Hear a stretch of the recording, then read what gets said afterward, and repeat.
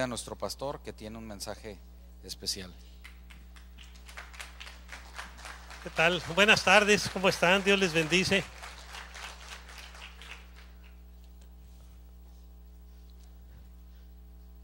Bueno, vamos a entrar al mensaje del día de ahora. Vamos a hablar del misterio de los siglos, como tienen ahí en su bosquejo. Digo, a mí me gusta darles bosquejos que traen la enseñanza completa en lo esencial para que ustedes lo puedan impartir en otros lados. El que los ha guardado ya tiene bosquejos para impartir desde el principio, tiene más de 100 mensajes, ¿eh? Así que es importante para los grupos en casas, si tiene una emergencia un día, pues saca un mensaje de los que ya tiene preparado. Nomás ya faltaban las respuestas, pero usted asistió, ya llena los huequitos para que tenga la respuesta también. Bueno, vamos a hacer una oración y pedirle a Dios, ¿no? Padre, te damos gracias por tu amor, cuidado y bendiciones para cada uno de nosotros, tus hijos, Señor. Gracias, Señor, por tu amor, Padre. Y te pedimos, Señor, que este día, a través de tu Espíritu Santo, nos des entendimiento de las verdades espirituales que vienen en tu palabra, y que esas verdades, Señor, guiadas por tu Espíritu Santo, a nuestro propio espíritu, nos lleven a realizar cambios profundos en nuestra manera de comportarnos, Señor, en nuestra manera de vivir contigo, Señor. Que el aprendizaje de tu palabra no solo sea para adquirir mayor conocimiento, sino para llevarlo a la práctica, para aplicarlo en nuestras vidas, Señor.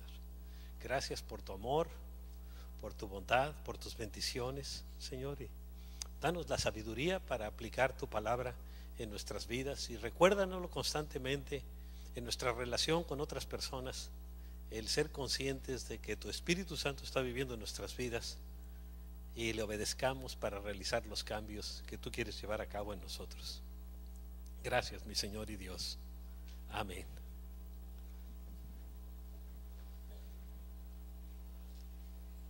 Bueno, fíjense, hay muchas cosas en la vida que son dignas de nuestro respeto y admiración. Sin embargo, existe un acontecimiento que sobrepasa a todos los demás: el misterio de la encarnación de Jesucristo. Es increíble, es un misterio muy grande, y a través de él Dios nos da una mayor revelación de sí mismo. Fíjense, a través de Jesucristo, de quién es Dios el Padre. Dice en 1 Timoteo 3:16, está hablando el apóstol Pablo, inspirado por el Espíritu Santo, y le habla a su discípulo Timoteo y le dice: no hay duda de que es grande el misterio de nuestra fe. Y aquí empieza a hablar del misterio. Él se manifestó como hombre, Dios Jesús. Fue vindicado por el Espíritu, o sea, el Espíritu Santo es el que lo levantó. Visto por los ángeles, proclamado entre las naciones, ha sido predicado por todos sus siervos, o por lo menos si no lo hemos hecho, deberíamos de hacerlo. Creído en el mundo, desgraciadamente no por todos, y recibido en la gloria. Ahora, es un evento, vamos a hablar de un evento de trascendental importancia. Fíjense, los ángeles cantaban la noche en que Cristo nació. Los pastores admirados escucharon los cantos y las instrucciones que los ángeles les dieron para encontrar al niño Jesús y sus asombrados padres, José y María. José y María habían recibido un asombro tras otro. Fíjense, se aparece un ángel a María y le anuncia que ella va a ser la madre del Mesías, ¿no?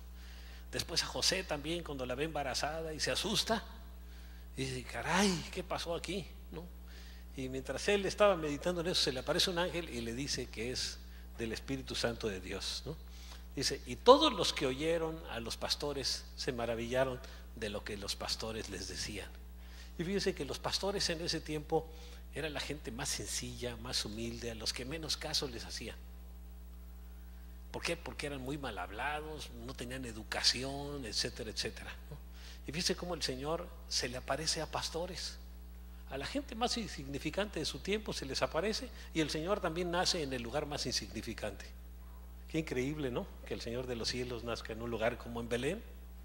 Es como si naciera aquí en uno de los pueblitos más chiquitos de alrededor de Mexicali, ¿no? Y todos se admiraron de lo que estaban escuchando decir a los pastores. Fíjense cómo el Señor también, cuando llamó a David, era un pastor, y lo puso por rey de Israel. A una gente que la gente menospreciaba, el Señor la levantó. Ahora, la celebración que cada año se hace de la Navidad, La Navidad significa Dios manifestado en carne, ¿no? Viene natividad, que quiere decir nacimiento. Tiene como propósito el hacernos meditar con temor reverente en ese acontecimiento asombroso que cambió la historia de la humanidad. Fíjense, en antes y después de él. La Navidad debería ser un tiempo para mostrar nuestro agradecimiento a Dios por esa demostración de su gran amor. Un tiempo especial porque realmente le tenemos que dar gracias al Señor durante todos los días del año. Pero en Navidad todo nos recuerda alrededor de él, aunque ahora ya desde hace algunos años quieren cambiarla. Desde que salió ese Santa Claus, ese viejito que se viste de colorado, ¿no? Y que se ríe muy feo, ¿no? O muy bonito para algunos, ¿no? Bueno, y que está cambiando la idea. Fíjense cómo el mundo está cambiando las cosas de Dios. En la Navidad por el Santa Claus y el día de la resurrección, que es el día más importante para el cristiano, por una coneja que pone huevos. ¿Dónde he oído eso? Es la única coneja que pone huevos. Y para cambiar el acontecimiento de la resurrección de Cristo. Hasta parece como un plan satánico viéndolo por abajo, ¿no? Y es un plan del enemigo para cambiar las cosas, para que pongamos la atención en otra cosa en lugar de ponerla en Dios. Y así siempre lo hacen todo el enemigo. Y aquí vemos el amor de Dios en Juan 3:16, que es el versículo más famoso de la Biblia. Dice: porque tanto amó Dios al mundo que dio a su Hijo unigénito, para que todo el que cree en Él no se pierda. Fíjense, no es para toda la gente, es el que cree en Él, sino que tenga vida eterna. Y le digo, la palabra creer se traduce de la palabra griega episteuien, que quiere decir creer y confiar. Porque si yo creo, los demonios creen que existe Dios, pues si los tiene ahí en el lugar donde están, pero no confían en Él, ¿no? Ahora, a través de los siglos, los profetas bíblicos describieron, fíjense, a ese líder especial que Dios enviaría a la tierra, el Mesías, y fue descrito como la simiente de la mujer desde que Dios le habló con Adán y Eva. El gran profeta fue llamado Shiloh, ¿no? Como el líder principal. El cetro de Judá, porque de la tribu de Judá es donde se le iba a levantar como rey.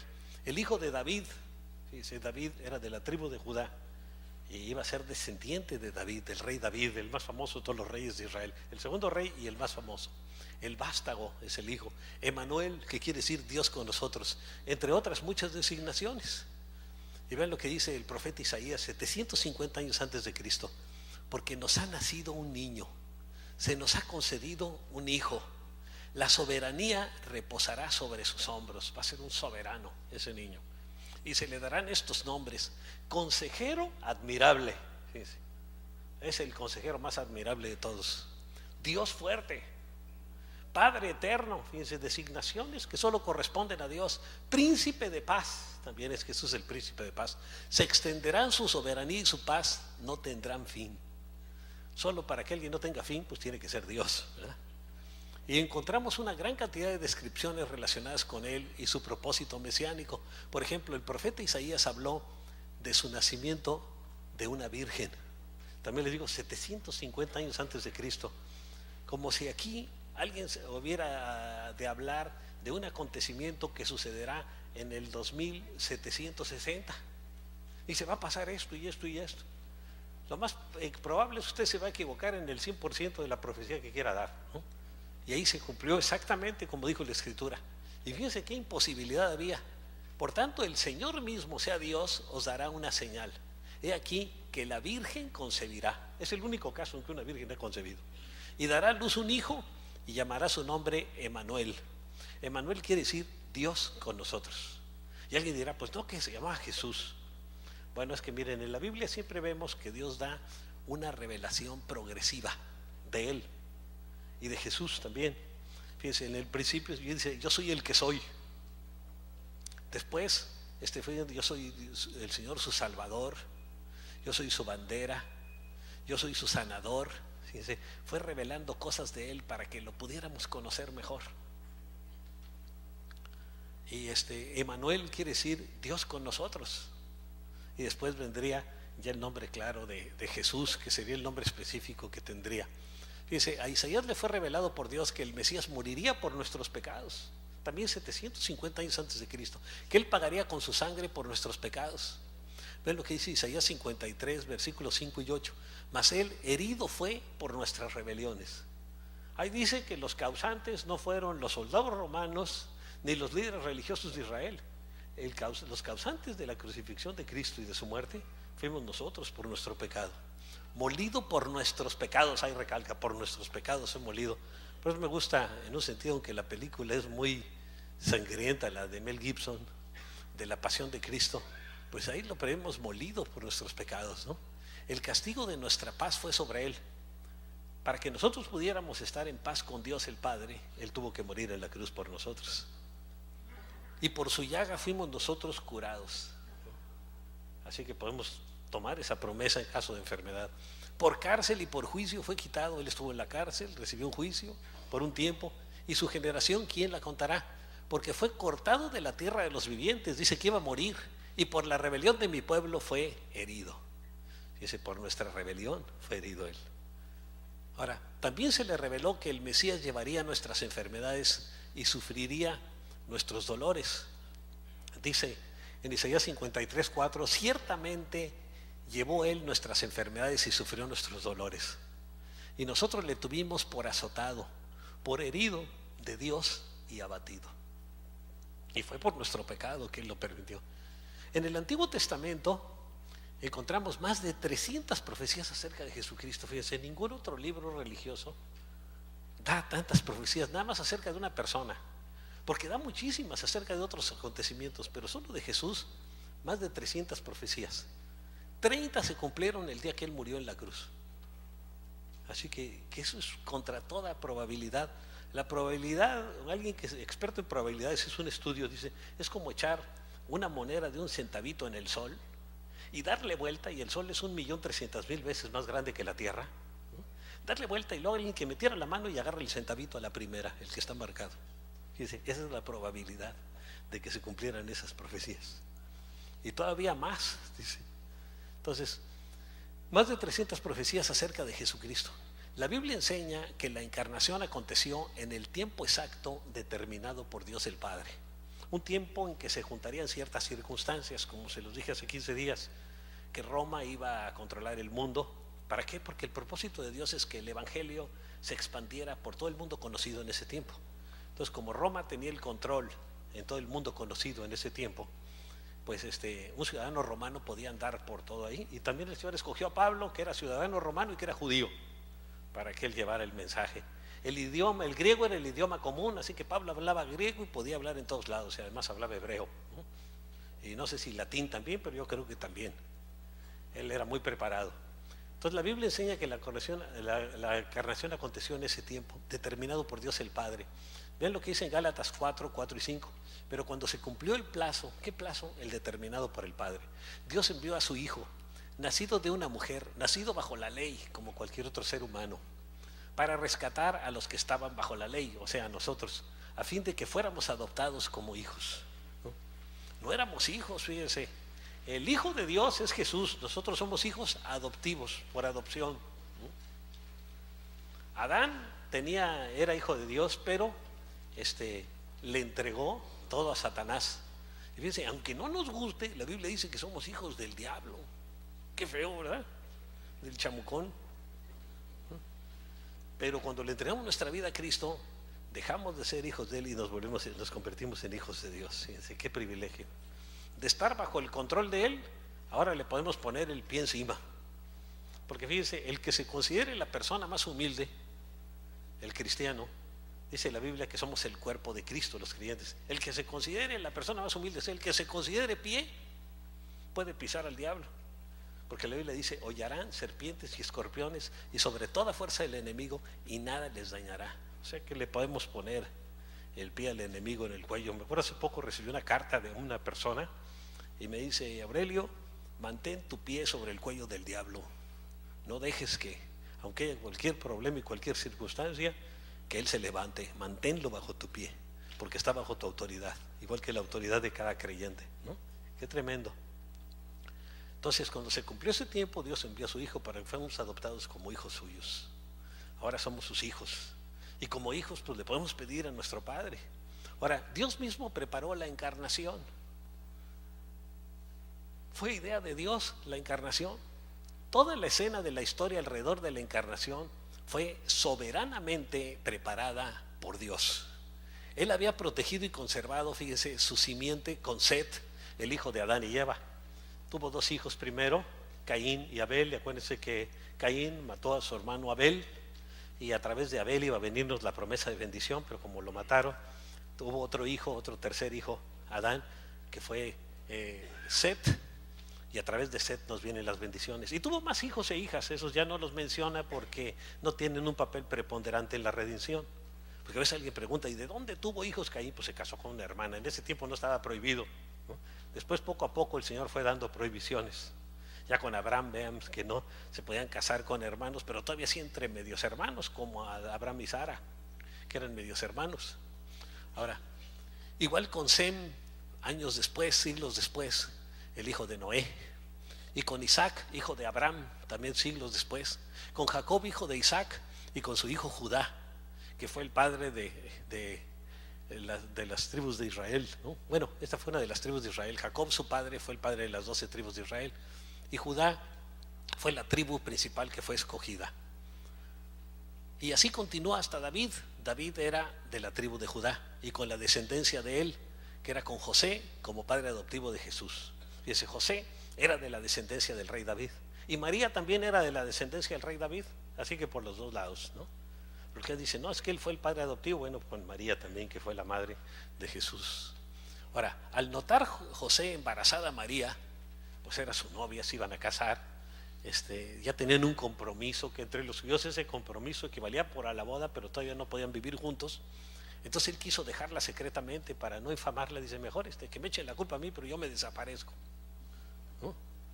Y es el plan que él tenía. Pero cuando él estaba considerando hacerlo, se le apareció en sueños un ángel del Señor y le dijo, José, hijo de David, no temas recibir a María por esposa, porque ella ha concebido por obra del Espíritu Santo. Dará a luz un hijo y le pondrás por nombre Jesús, porque él salvará a su pueblo de sus pecados. Y ahí da el nombre de Jesús, que quiere decir Salvador. Él iba a ser el Salvador. Y ya con esto se nos tranquilizó José, ¿no? Porque imagínense cómo andaba, ¿no? Preocupadísimo, y ya con eso ya se tranquilizó. Bueno, es del Señor, qué bueno. Ahora, como antecedente, el profeta Isaías había declarado por inspiración divina que una virgen concebiría. Ahora María, esa virgen escogida, desconocía que había sido elegida por Dios hasta que se le presentó el ángel. Y había sido escogido por Dios como la mujer que llevaría la simiente eterna. Vean, cuando el ángel se le apareció, ella se impresionó. Imagínense si se le aparece un ángel, ¿cómo se impresionaría?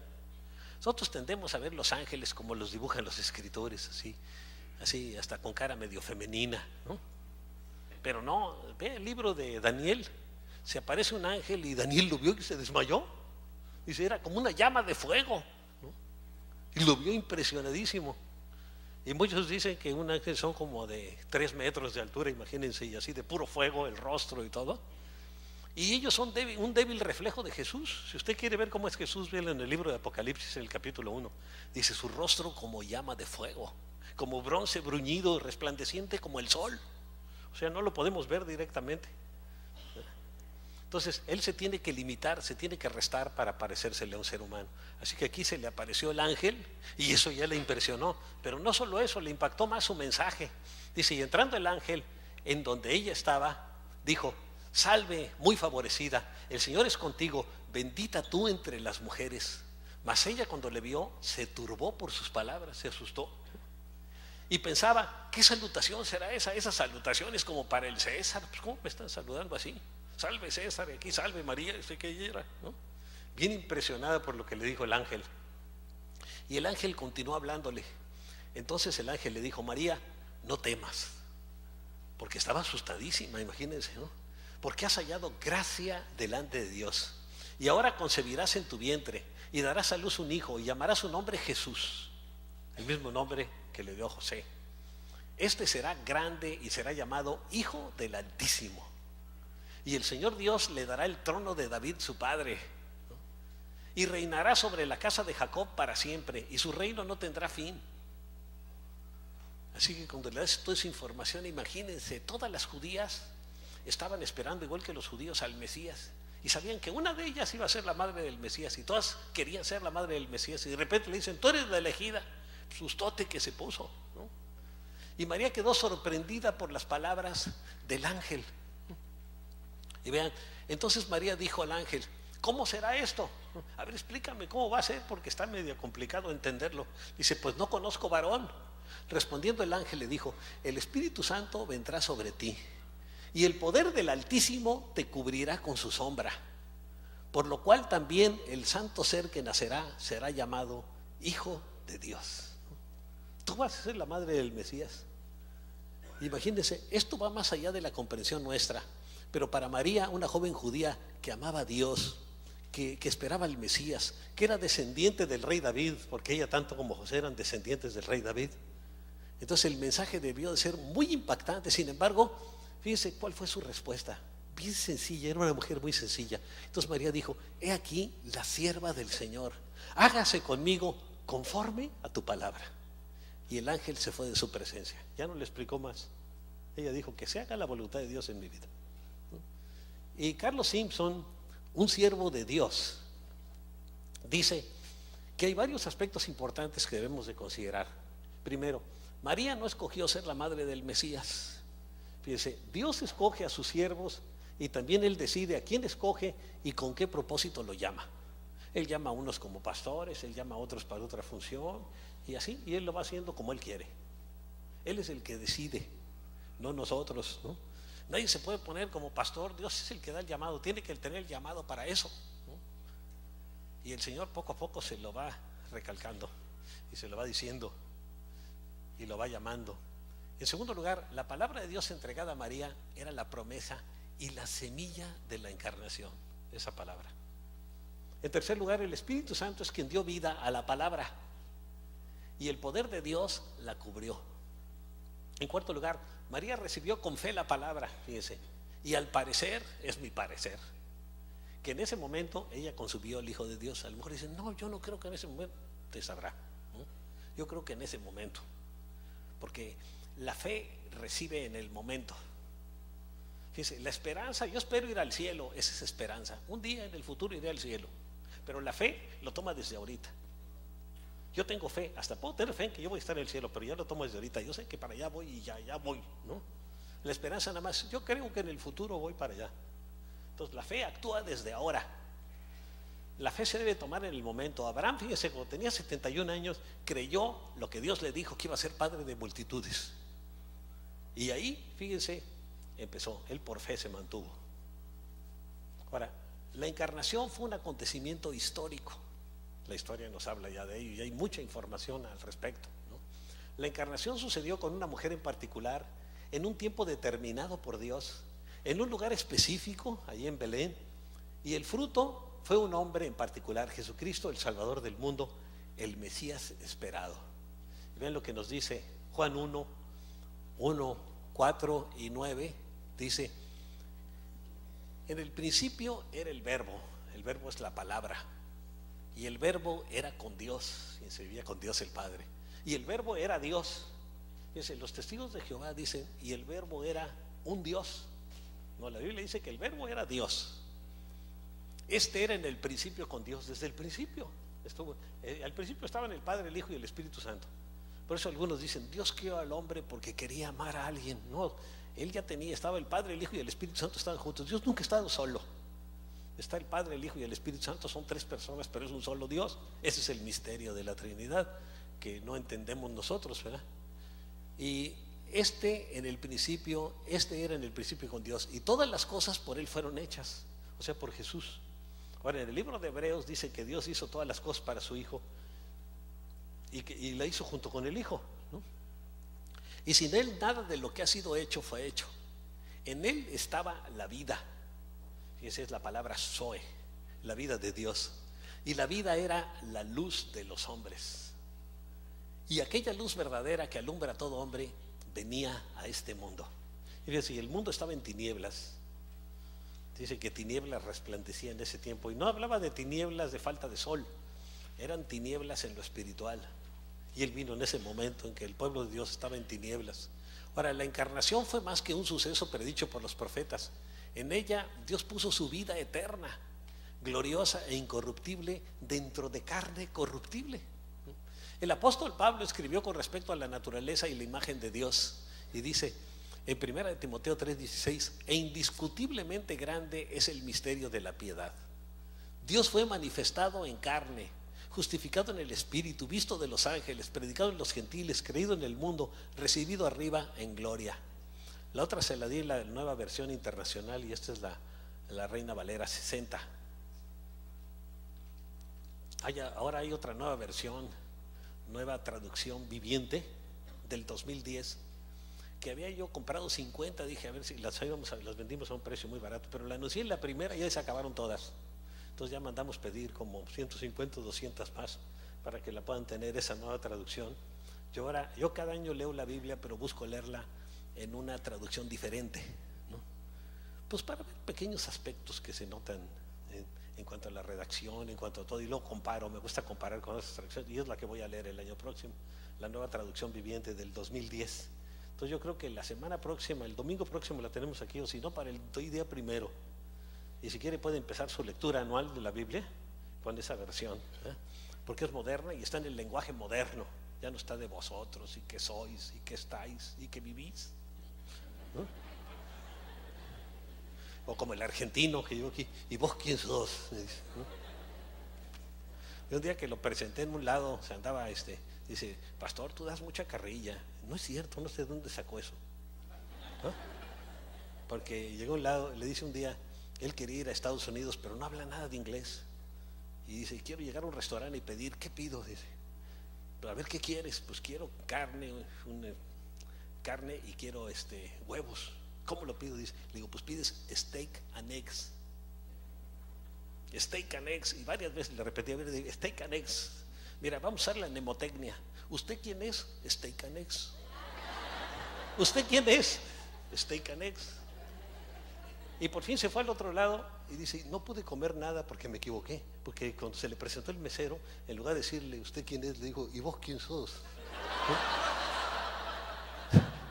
Se quedó sin comer el bulazo. Entonces acuérdese de pronunciar bien, hay que usar la mnemotecnia pero aplicarla bien, ¿no? Bueno, el aspecto recalcado por el apóstol Pablo no es que Dios se hizo carne por medio de Jesús, sino que Dios desea manifestarle al hombre su misma naturaleza y para ello requirió de la encarnación.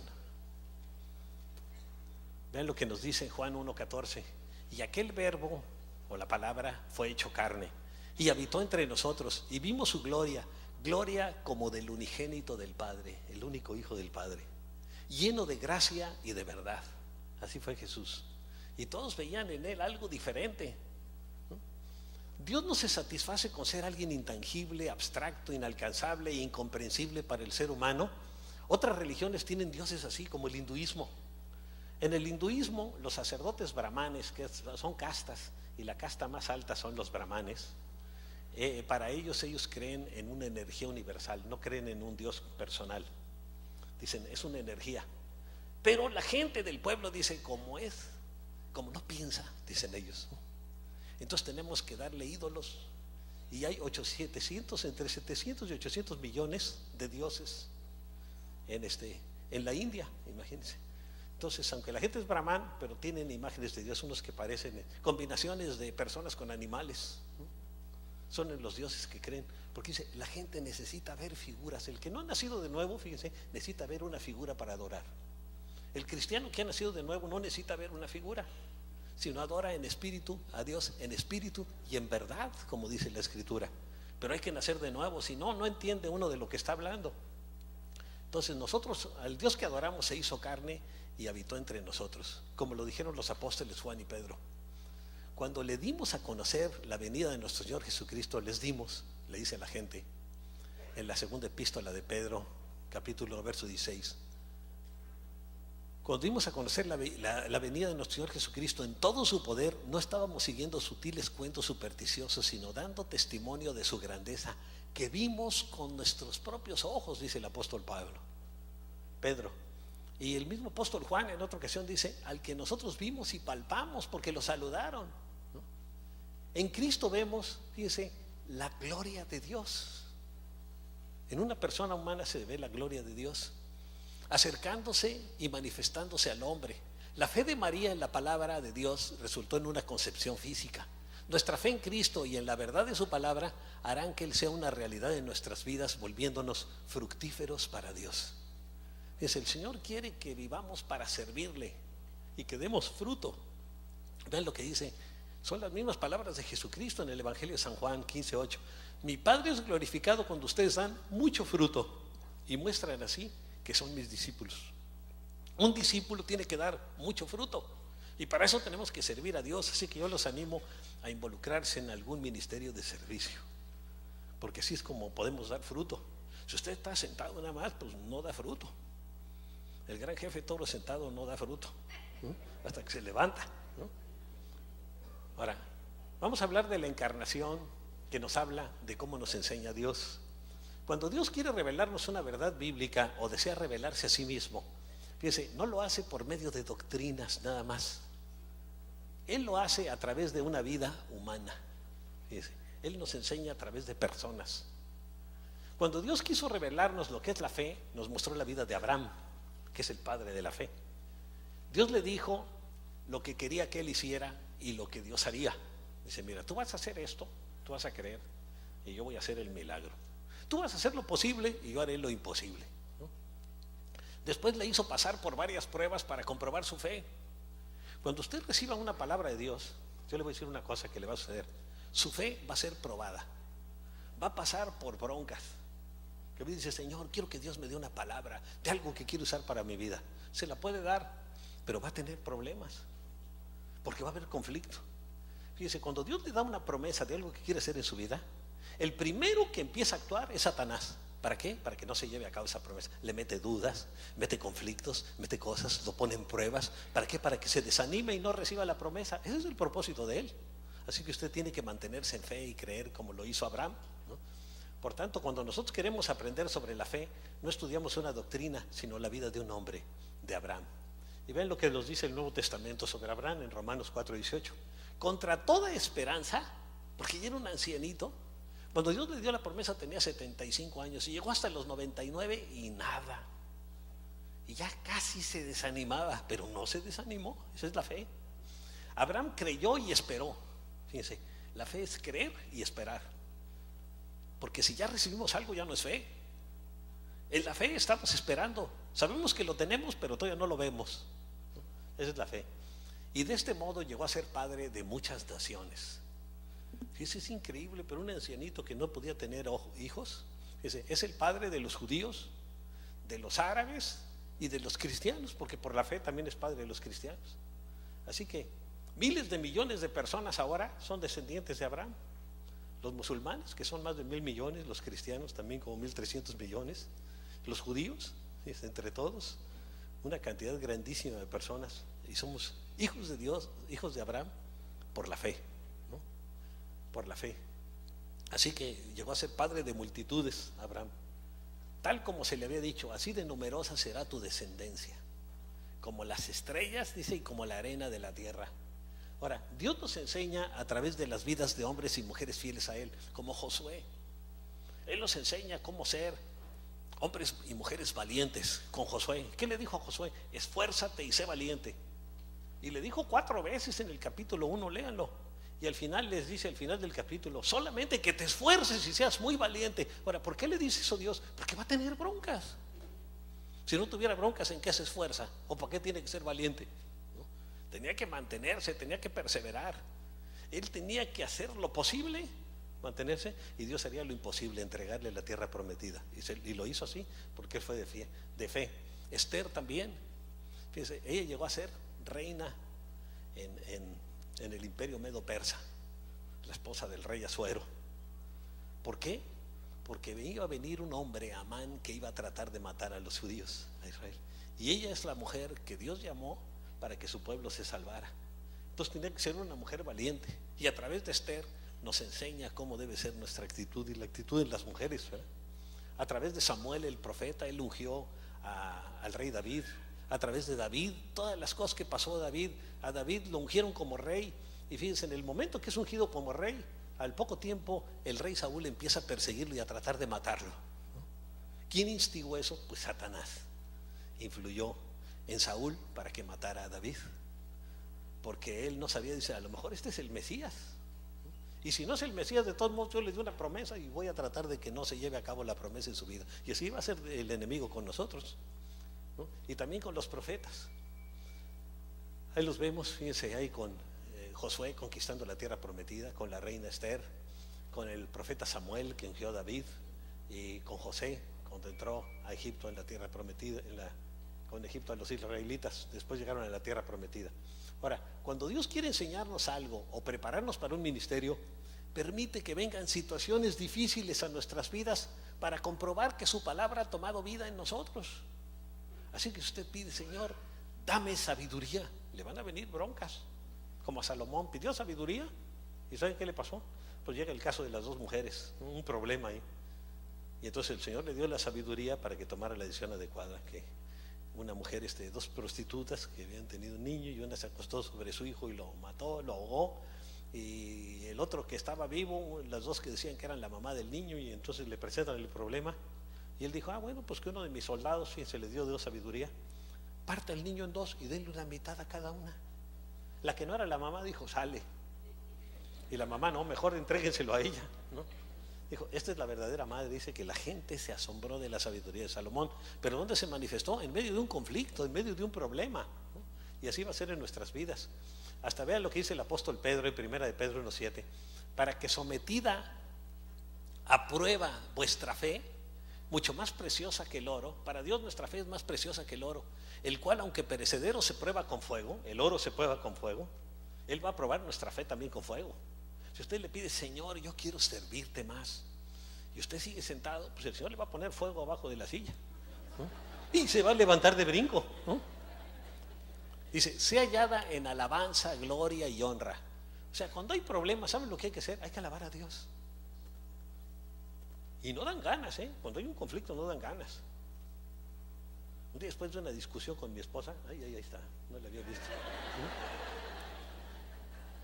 Dice, como que vamos a orar, y como que no siente uno ganas de orar, ¿no?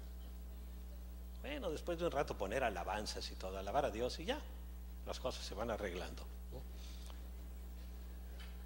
Que sea en alabanza, gloria y honra. La fe, cuando haya problemas, usted póngase a alabar al Señor.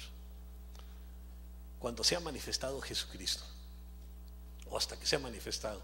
El creyente con fe y que ama a Dios, confía en que todo lo que sucede finalmente obrará para su bien. Miren esta escritura, a mí me gusta mucho, dice, ahora bien, sabemos que Dios dispone todas las cosas para el bien de quienes lo aman, los que han sido llamados de acuerdo con su propósito.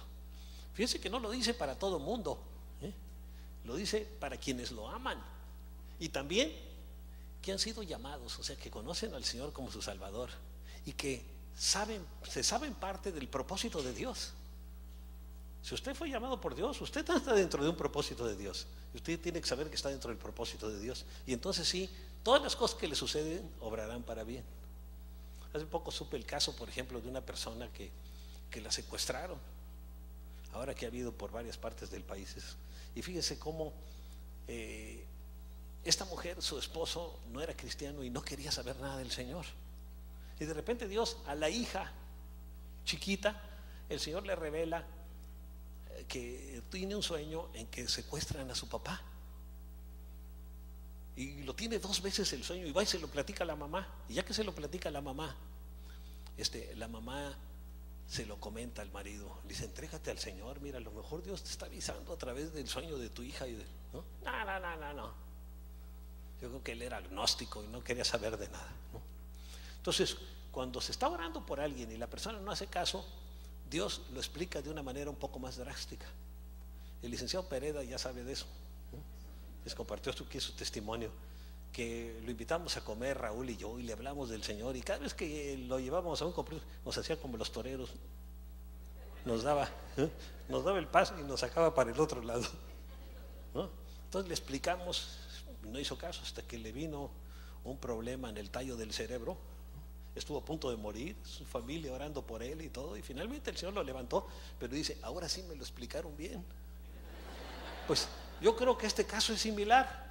Porque después de un tiempo, fíjense lo que pasó con esta persona. La hija soñó que su papá estaba trabajando para los que la habían secuestrado. Yo no sé si empacando droga o algo, no sé qué sería el trabajo, porque no creo que sea un trabajo muy honorable, ¿no?, el que lo hayan puesto a hacer. Pero de esa manera le hizo sentir que estaba vivo. Ella soñó que estaba trabajando y que el papá le decía: mire, estoy trabajando para ellos. Y después otra persona en la congregación que es profeta le dice a esta mujer, le dice: mira, el Señor me ha mostrado que tu marido está vivo y que les está predicando a los secuestradores. Fíjese, o sea que se lo explicó bien el Señor. Tuvo que estar muchos meses secuestrado hasta que entendió, ¿no? Así que yo que aprendo de aquí, que hay que aprender mejor por la buena, ¿no? Si no, el Señor se lo va a explicar, porque para el Señor lo más importante es que usted se salve, no es crearle problemas, es que usted se salve. Imagínense, una persona se pierde por toda la eternidad, pues mejor que tenga unas bronquitas aquí, ¿no?, y no que se pierda por toda la eternidad. Entonces vean, ella ya tiene el consuelo de esa palabra, no ve la respuesta, pero tiene el consuelo de esa palabra, ¿no? Entonces, todas las cosas obran para bien de aquellos que le aman y que están en su propósito. Ahora, es Dios en nosotros quien nos hace vencedores. Fíjense, en 2 Corintios 2:14 dice: sin embargo, gracias a Dios que en Cristo siempre nos lleva triunfantes. ¿Cuándo? Siempre. Y por medio de nosotros esparce por todas partes la fragancia de su conocimiento, ¿no? Así que yo le digo: ¿cuál es la fragancia que sale de usted? ¿Del centro nocturno que estuvo anoche? ¿Azufre? ¿O un perfume del amor del Señor? ¿No? Ahí nomás lo dejamos. No le pedimos a nadie que levante la mano, no se preocupen. Ahora, es Dios en nosotros quien revela su gloria a través nuestro. No sé por qué a Dios le gusta revelar su gloria a través de personas. ¿Para qué? Para que la gente lo vea. A Él le gusta hablar a través de personas, y por eso requiere nuestra entrega, para que nosotros lo reflejemos dignamente, porque si no, imagínense, muchos damos mal testimonio con la manera que actuamos. Yo me acuerdo que en la mañana estaban cantando uno de los grupos de alabanza: tu fidelidad es grande, y yo estaba en la primera reunión y de repente sentí como que el Señor me dijo: tu carnalidad es grande. Y yo me volteé a ver a Hugo, digo: a lo mejor están hablando de él. No es a ti, me dijo. Ah, caray, se siente feo, ¿eh? Pero es cierto, cuando no estamos totalmente conectados con el Señor, estamos en la carne, ¿no? Dice: tu carnalidad es grande, que nos sirva para cambiar, ¿verdad? Y si a alguien le queda el saco, se lo paso, es estándar, ¿no? Entonces, fíjese, Dios nos revela su gloria a través nuestro. Él se hizo carne para lograr lo que la humanidad por sí misma no podía hacer, para pagar por nuestro pecado y derrotar a nuestro enemigo Satanás. Así que para eso se hizo carne, para derrotar a Satanás siendo un hombre. Satanás despreciaba al ser humano. Él se sentía el más excelente de todos los ángeles, y lo era en un principio. Entonces Dios dice: pues este hombre que tú desprecias te va a poner el pie encima, en el cuello, y te va a derrotar, ¿no? Y hablaba especialmente de Jesucristo, pero también de todos los cristianos, porque somos el cuerpo de Cristo. Cristo es la cabeza y nosotros somos el cuerpo.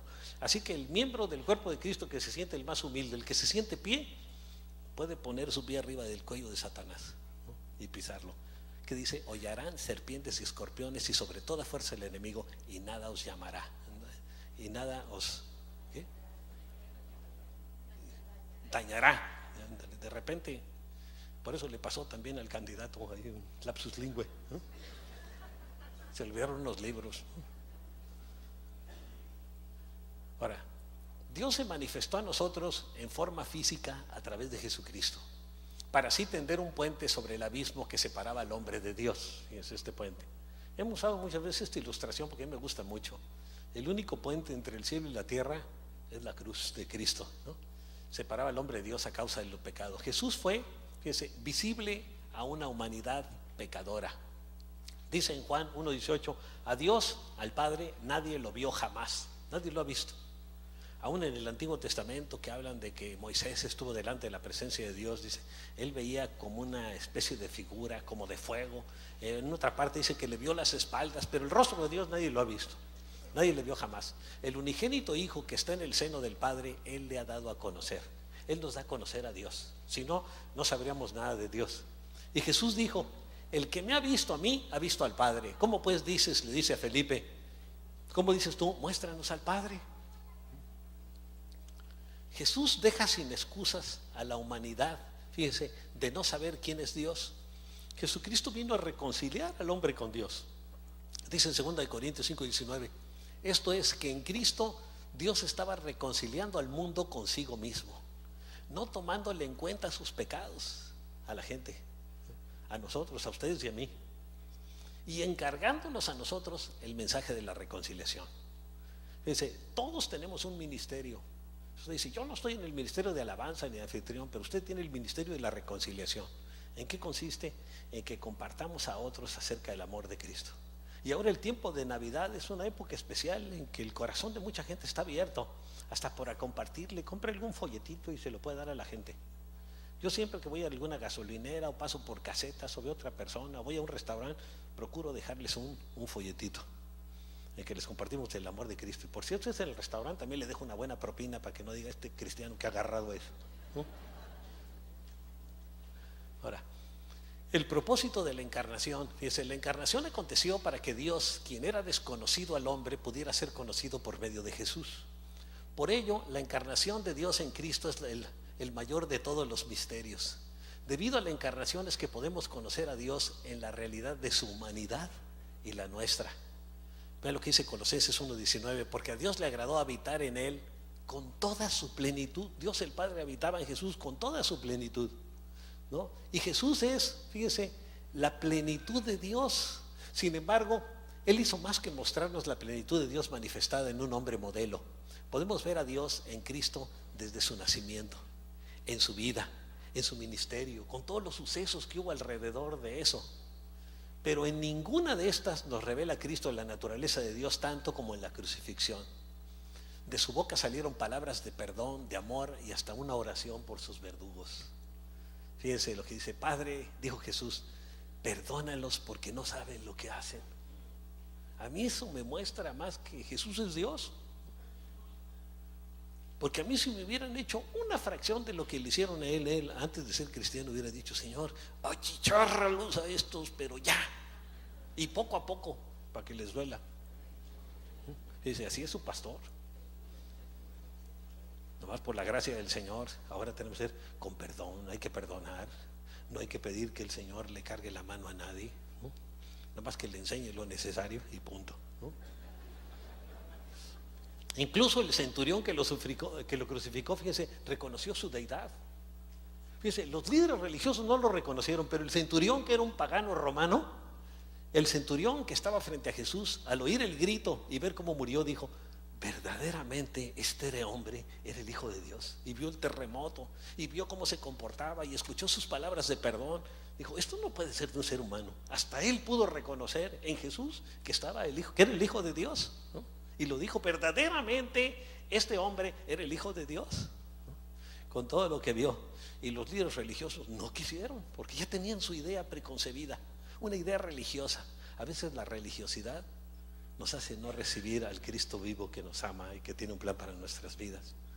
Pero gracias a Dios que la historia no termina ahí, en la crucifixión y en la muerte de Jesús, sino que después que Jesús conquistó el pecado y derrotó a Satanás en la cruz, se levantó de la tumba y conquistó la muerte. Hasta ese momento se cumplió el propósito de la encarnación, y todo esto lo hizo Jesús por su amor hacia nosotros. Fíjense, qué amor del Señor, ¿no? De haber estado dispuesto a morir por nosotros, criaturas desagradecidas en su gran mayoría. Así somos, es la verdad, incluyéndome a mí. Y sin embargo Él nos amó y nos ama. Y dice la Escritura en 1 de Juan 4:10, en esto consiste el amor, no en que nosotros hayamos amado a Dios, fíjense. Nosotros no lo ganamos, sino que Él nos amó por gracia, fíjese, y envió a su Hijo para que fuera ofrecido como sacrificio por el perdón de nuestros pecados. Él primero nos amó sin merecerlo. Nosotros decimos, todavía voy a hacer esto por esta persona que se lo merece, pero el que no se lo merece, nada. Él, sin merecerlo, envió a su Hijo a morir en la cruz por nosotros. Dice, qué tremendo el amor de Dios, qué increíble, ¿no? Y debido a que Cristo se hizo carne en la encarnación, fue crucificado, pudo ser crucificado y resucitó. Y también es que nosotros podemos, mediante la fe en Él, tener la naturaleza de Dios en nosotros. El apóstol Pedro dice que Él nos ha llamado a ser participantes de la naturaleza divina. Algunos pretenden decir que como que Dios nos hace dioses, como dicen los mormones, pero no. La diferencia del cristianismo es que nosotros no nos convertimos en dioses, sino que Dios entra a habitar en nuestro corazón y nos convertimos en templo de Dios, en templo del Espíritu Santo. Fíjense qué privilegio, ¿no? Aquí que también nosotros tenemos que cuidar que nuestro cuerpo no se convierta en una cueva de ladrones, ¿no? Como pasó en el templo de Jerusalén. Ahora, y su gloria se manifestará a través del cristiano verdaderamente comprometido, no a través de todos, el verdaderamente comprometido. Cuando Cristo, que es la vida de ustedes, dice en Colosenses 3:4, se manifieste, entonces también ustedes serán manifestados con Él en gloria. Fíjense, la mayor ironía y tragedia del evento de la encarnación se encuentra en que es posible celebrar la Navidad sin darnos cuenta de su verdadero propósito. María hizo más que maravillarse del misterio, dice ministerio, pero es misterio, y del mensaje que le fue entregado. Ella lo recibió como el Señor de su vida. El apóstol Juan dijo: mas a cuantos lo recibieron, a los que creen en su nombre, les dio el derecho de ser hechos hijos de Dios, ¿no? Y debido a la encarnación, Jesús se hizo carne, y nosotros también podemos, por medio de la fe, pedirle a Jesucristo que entre a nuestro corazón, para que por la fe Cristo habite en nuestros corazones, en su corazón. Ahora, en conclusión, a causa de la encarnación ya no tenemos que vivir vidas derrotadas, sin propósito, prisioneros del temor, porque la gente que no conoce al Señor trae temor de todo y de tantas creencias erróneas y supersticiones. Debido a que Cristo se hizo de carne, Él nos libera de la esclavitud de la carne, nos hace hijos suyos, portadores de su gloria y su esperanza a un mundo desesperado que vive sin sentido y sin un propósito eterno, ¿no? Él nos da esas bendiciones. Vamos a orar.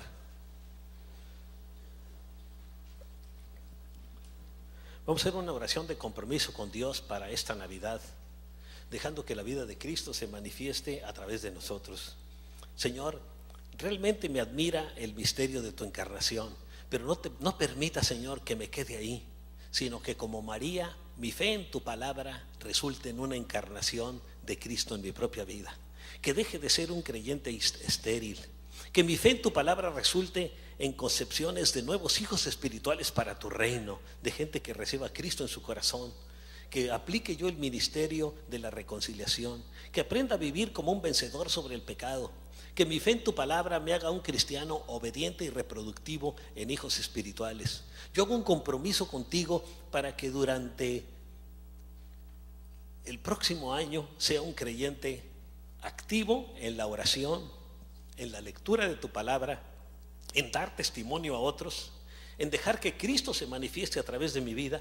Gracias, Señor, porque tú me liberaste de la esclavitud de Satanás, y no solo eso, sino que me has hecho un libertador de otros juntamente contigo, colaborando contigo a través del uso de mi autoridad espiritual y de la intercesión para arrancarle a Satanás lo que pertenece a tu pueblo.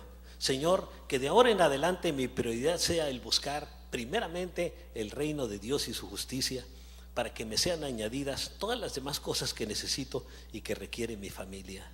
Ayúdame en esta Navidad a dar testimonio de ti, Señor. Te lo pido en el nombre de Jesús. Amén. En esta Navidad, acuérdese, en la cena, el próximo día 24, el versículo más famoso de la Biblia dice: porque tanto amó Dios al mundo que dio a su Hijo unigénito, para que todo el que cree en Él no se pierda. Fíjese, no es para toda la gente, es el que cree en Él, sino que tenga vida eterna. Y le digo, la palabra creer se traduce de la palabra griega episteuien, que quiere decir creer y confiar.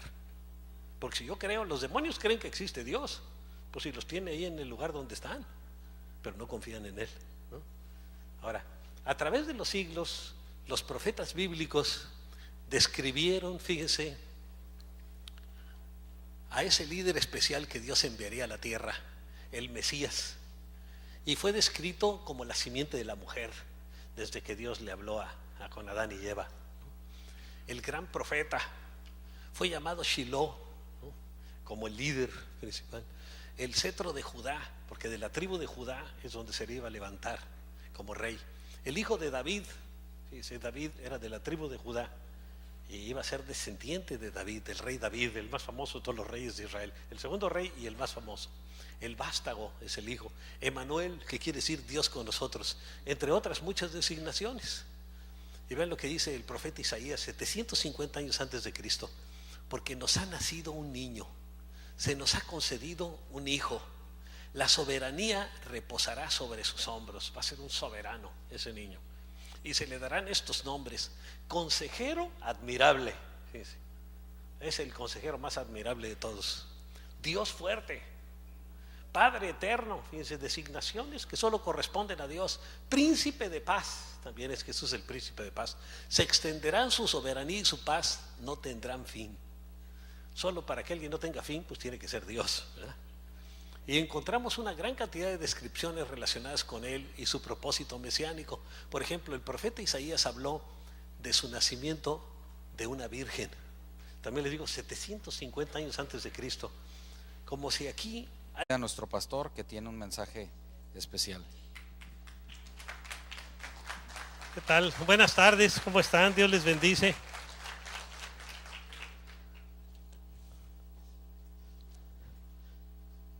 Bueno, vamos a entrar al mensaje del día de ahora. Vamos a hablar del misterio de los siglos, como tienen ahí en su bosquejo.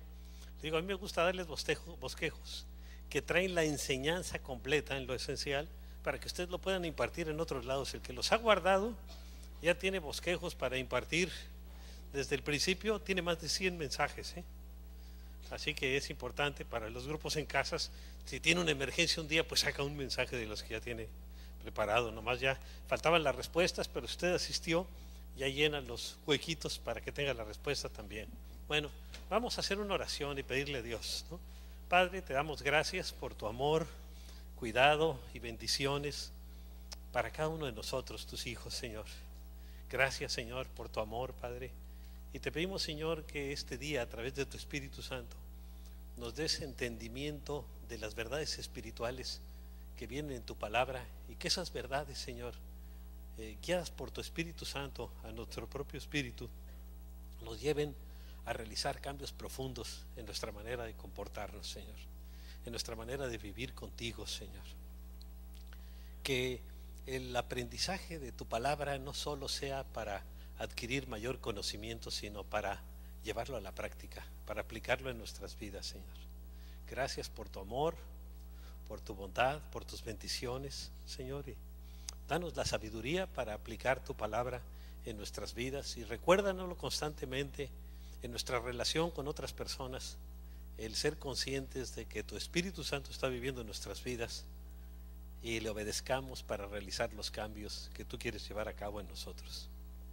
Gracias, mi Señor y Dios. Amén. Sea pastores. A la gente más insignificante de su tiempo se les aparece, y el Señor también nace en el lugar más insignificante. Qué increíble, ¿no? Que el Señor de los cielos nazca en un lugar como en Belén.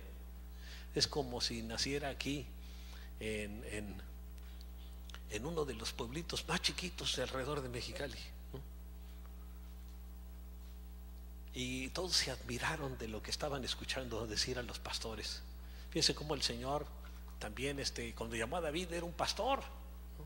Y lo puso por rey de Israel. A una gente que la gente menospreciaba, el Señor la levantó. Ahora, la celebración que cada año se hace de la Navidad significa Dios manifestado en carne, ¿no? Viene natividad, que quiere decir nacimiento. Tiene como propósito el hacernos meditar con temor reverente en ese acontecimiento asombroso que cambió la historia de la humanidad. Fíjense, en antes y después de él, ¿eh? La Navidad debería ser un tiempo para mostrar nuestro agradecimiento a Dios por esa demostración de su gran amor, un tiempo especial, porque realmente le tenemos que dar gracias al Señor durante todos los días del año. Pero en Navidad todo nos recuerda alrededor de él, aunque ahora, ya hace algunos años, quieren cambiarla. Desde que salió ese Santa Claus, ese viejito que se viste de colorado, ¿no? Y que se ríe muy feo, ¿no? O muy bonito para algunos, ¿no? Bueno, y que está cambiando la idea. Fíjense cómo el mundo está cambiando las cosas de Dios. En la Navidad por el Santa Claus, y el día de la resurrección, que es el día más importante para el cristiano, por una coneja que pone huevos. ¿Dónde he oído eso? Es la única coneja que pone huevos. Y para cambiar el acontecimiento de la resurrección de Cristo. Hasta parece como un plan satánico viéndolo por abajo, ¿no? Y es un plan del enemigo para cambiar las cosas, para que pongamos la atención en otra cosa en lugar de ponerla en Dios. Y así siempre lo hace en todo el enemigo. Y aquí vemos el amor de Dios en Juan 3:16, que es el... Bueno, fíjense, hay muchas cosas en la vida que son dignas de nuestro respeto y admiración. Sin embargo, existe un acontecimiento que sobrepasa a todos los demás: el misterio de la encarnación de Jesucristo. Es increíble, es un misterio muy grande. Y a través de él, Dios nos da una mayor revelación de sí mismo. Fíjense, a través de Jesucristo, de quién es Dios, el Padre. Dice en 1 Timoteo 3:16, está hablando el apóstol Pablo, inspirado por el Espíritu Santo, y le habla a su discípulo Timoteo y le dice: no hay duda de que es grande el misterio de nuestra fe. Y aquí empieza a hablar del misterio. Él se manifestó como hombre, Dios Jesús. Fue vindicado por el Espíritu, o sea, el Espíritu Santo es el que lo levantó. Visto por los ángeles, proclamado entre las naciones, ha sido predicado por todos sus siervos, o por lo menos si no lo hemos hecho, deberíamos de hacerlo. Creído en el mundo, desgraciadamente no por todos, y recibido en la gloria. Ahora, es un evento, vamos a hablar de un evento de trascendental importancia. Fíjense, los ángeles cantaban la noche en que Cristo nació. Los pastores admirados escucharon los cantos y las instrucciones que los ángeles les dieron para encontrar al niño Jesús y sus asombrados padres, José y María. José y María habían recibido un asombro tras otro. Fíjense, se aparece un ángel a María y le anuncia que ella iba a ser la madre del Mesías, ¿no? Después a José también, cuando la ve embarazada y se asusta, y dice: caray, ¿qué pasó aquí? ¿No? Y mientras él estaba meditando en eso, se le aparece un ángel y le dice que es del Espíritu Santo de Dios, ¿no? Dice: y todos los que oyeron a los pastores se maravillaron de lo que los pastores les decían. Y fíjense que los pastores en ese tiempo eran la gente más sencilla, más humilde, a los que menos caso les hacían. ¿Por qué? Porque eran muy mal hablados, no tenían educación, etcétera, etcétera, ¿no? Y fíjense cómo el Señor se le aparece. Alguien hubiera de hablar de un acontecimiento que sucederá en el 2760. Dice: va a pasar esto y esto y esto. Lo más probable es que usted se va a equivocar en el 100% de la profecía que quiera dar, ¿no? Y ahí se cumplió exactamente como dijo la Escritura. Y fíjense qué imposibilidad había. Por tanto, el Señor mismo, sea Dios, os dará una señal. He aquí que la Virgen concebirá. Es el único caso en que una Virgen ha concebido. Y dará a luz un hijo y llamará su nombre Emanuel. Emanuel quiere decir Dios con nosotros. Y alguien dirá: pues no, que se llamaba Jesús. Bueno, es que miren, en la Biblia siempre vemos que Dios da una revelación progresiva de Él y de Jesús también. Fíjense, en el principio dice: yo soy el que soy. Después, yo soy el Señor su Salvador, yo soy su bandera, yo soy su sanador. Fíjense, fue revelando cosas de Él para que lo pudiéramos conocer mejor. Y Emanuel quiere decir Dios con nosotros. Y después vendría ya el nombre claro de Jesús, que sería el nombre específico que tendría. Fíjense, a Isaías le fue revelado por Dios que el Mesías moriría por nuestros pecados, también 750 años antes de Cristo, que Él pagaría con su sangre por nuestros pecados. Ven lo que dice Isaías 53, versículos 5 y 8. Mas Él herido fue por nuestras rebeliones. Ahí dice que los causantes no fueron los soldados romanos ni los líderes religiosos de Israel. Los causantes de la crucifixión de Cristo y de su muerte fuimos nosotros por nuestro pecado. Molido por nuestros pecados, ahí recalca: por nuestros pecados fue molido. Por eso me gusta, en un sentido, aunque la película es muy sangrienta, la de Mel Gibson, de la Pasión de Cristo, pues ahí lo vemos molido por nuestros pecados, ¿no? El castigo de nuestra paz fue sobre Él. Para que nosotros pudiéramos estar en paz con Dios el Padre, Él tuvo que morir en la cruz por nosotros. Y por su llaga fuimos nosotros curados. Así que podemos tomar esa